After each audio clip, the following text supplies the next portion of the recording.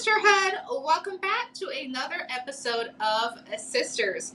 Today we'll be discussing the impact that teachers have on our children's lives and how that transitions into our adulthood. Stay tuned.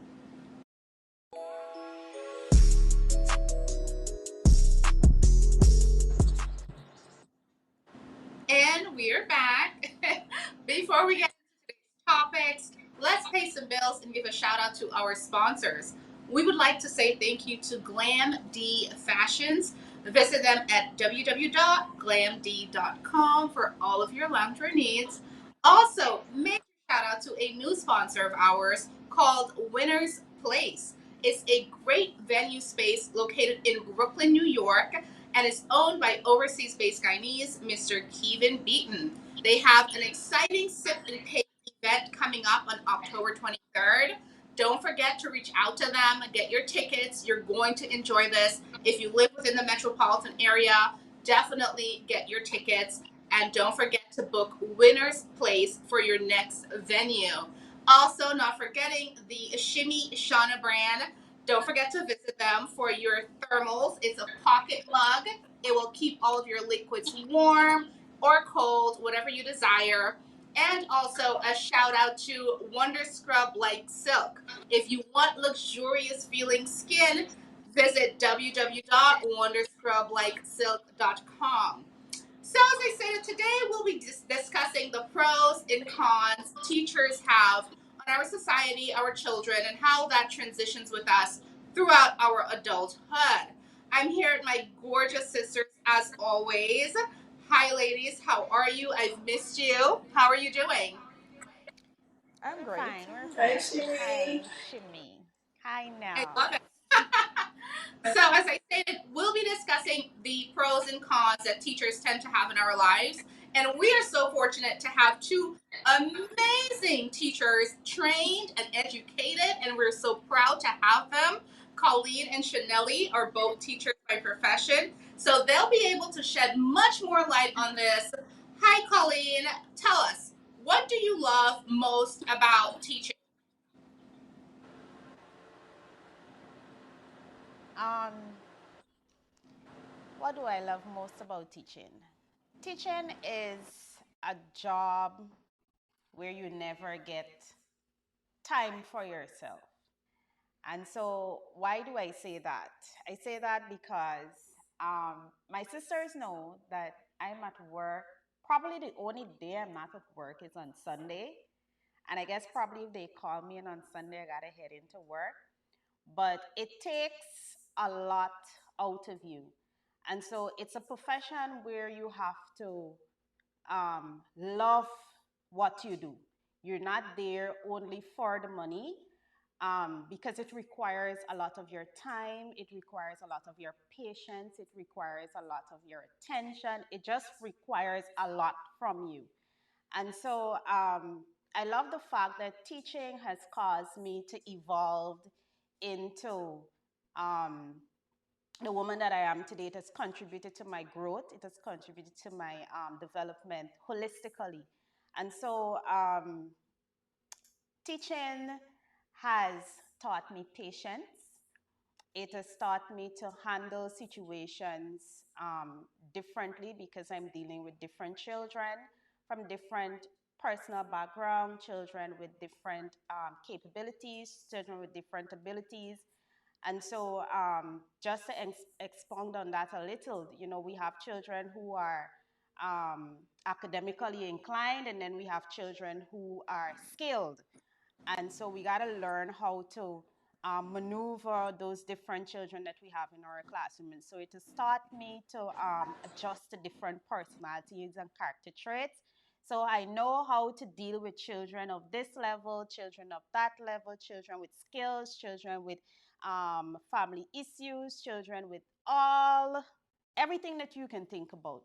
And so teaching fosters every other career, it fosters every other profession. And so I'm thrilled to be a part of a source of everything else that happens in the world. So, Chanelli, let me hear from our dear sister. Give me some pros of your profession. Okay. Um, First of all, I want to say what I love most about teaching is the fact that you can take nothing and make it something, and not just anything, but make it the best that it could be of itself. So you meet kids who come in with absolutely no knowledge of what they want to be, where they want to be 5 years from now, 10 years from now. And then at the end of it, after you would have impacted them, now they can safely say, you know what, I want to be a lawyer, I want to be a doctor, or I just want to be happy, I want to own my own business, I want to, that's what I love most about teaching. The end result is very rewarding. And as we all know, teaching in Guyana, the money definitely is not anything that keeps you there. So, like Colleen said, you must have a love for it. Um, Pros and cons. Now, I have I I've had probably more pros than cons. Um, in my years of being a student, and then in my years of being a teacher, I can safely say by the feedback I would get from my kids that I'm doing a good job. Of course, everything there's room for improvement. So yeah, I remember when we used to go to school. We talk a lot of stories about when we used to go to school, and there's this saying that says a teacher can either make you love a subject or hate a subject, and a teacher can also make you love them or hate them. I remember it was my birthday a year. So, you gotta go, you already have to go to school on your birthday. So I'm there, and I think my mom had cut my hair because it had like a lot of split ends or whatever. And when I combed the hair, I was unable to plait it in because it kept losing out, and I didn't realize until I reached the school. So on your journey to school, you'll get your hair loose out because you don't reach yet.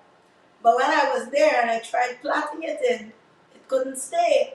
And in front of the entire assembly, this teacher called me out, and I felt so embarrassed. I wouldn't even lie because it was not like something I did purposely. What did she say to And she know, huh? What did she say to you? You said she called you out. What did I, she? she said, why plait the hair?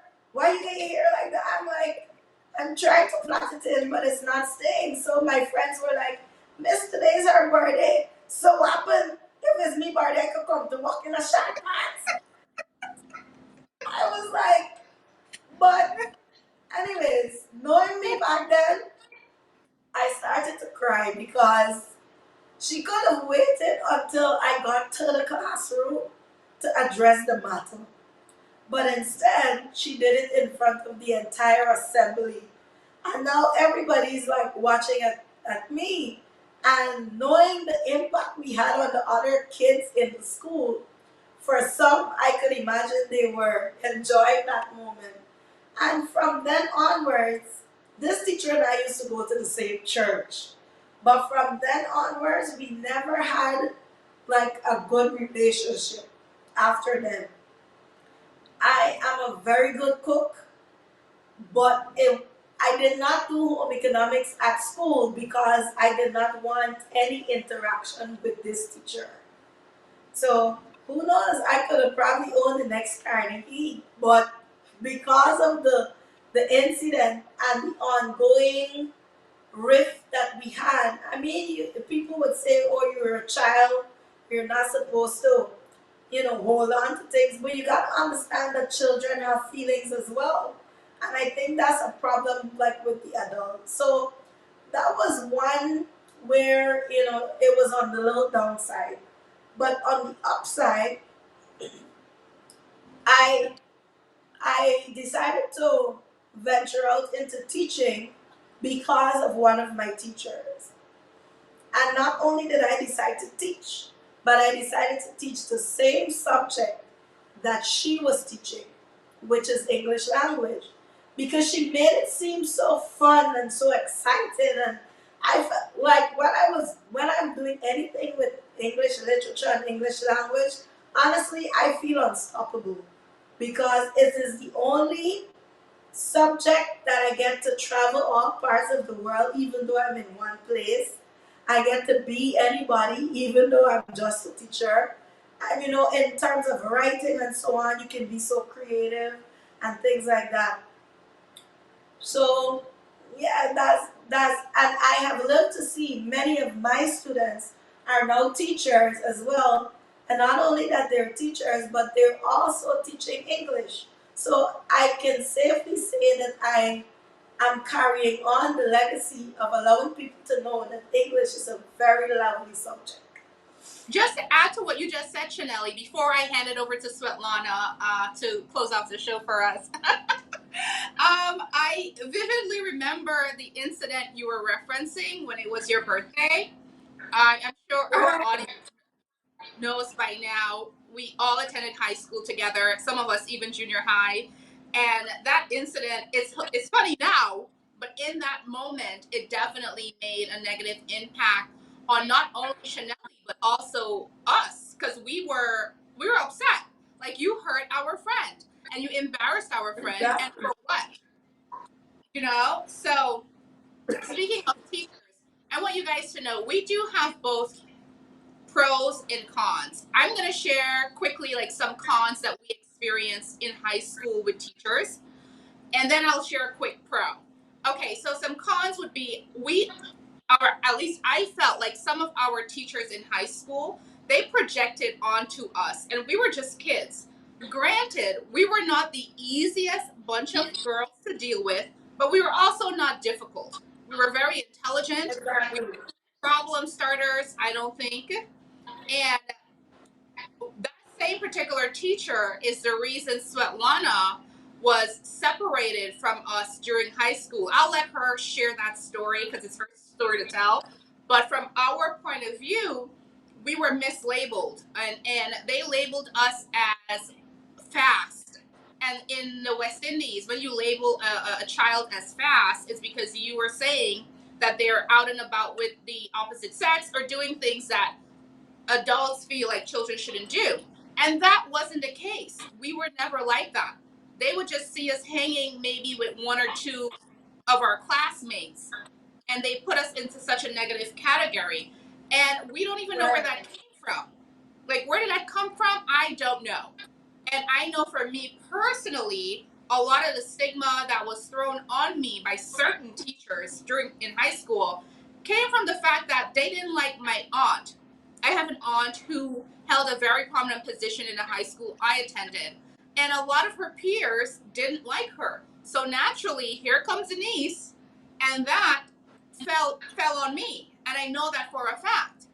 So I say that to And say, Shan- if you are a teacher, take time to really understand your students and channel that energy that you may think it's they're being too much or too loud. Channel it into something good, and don't label them. Don't project upon them. Don't be jealous of your students because that's a real thing. Adults do get jealous of children. And I'm sorry, but I felt like some of our teachers were jealous of us. Hate to say it. But on the upside, we did and still do have an amazing teacher. She is a doctor now, Dr. Wilson. And thanks to her, we are who we are today. She took time and planted little seeds into all of us. I remember our very first day of high school, we were 13, and she literally told us who we were going to be based off of our personalities. She looked at me, she said, "You should be a lawyer." And I went directly and I ran with that because she definitely placed that and nurtured that. And then I remember her telling Svetlana she should be a journalist. And then Colleen and Chanelli, they should be teachers. And somehow we just went with that. And that's who we are today. And I find that to be amazing. And This day, we're women in our 30s, and she is still our mentor. And I think that speaks volume. But I'm going to throw it over to Svetlana. Hi, Svetlana, so she can close off the show. Hi, Shamisa. Hi, sisters. So definitely, I know you would have said a lot. So I'm trying not to repeat whatever was said before, but as acknowledged, teachers are nation builders and they mold children into who they are. And so we're very thankful to have and to have experienced certain teachers. Miss Wilson, you would have mentioned.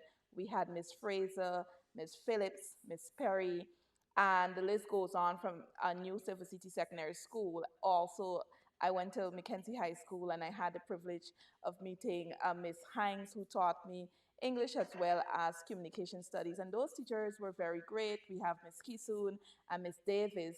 And I have friends who are teachers, but we must admit that at some point in time, not all teachers are great.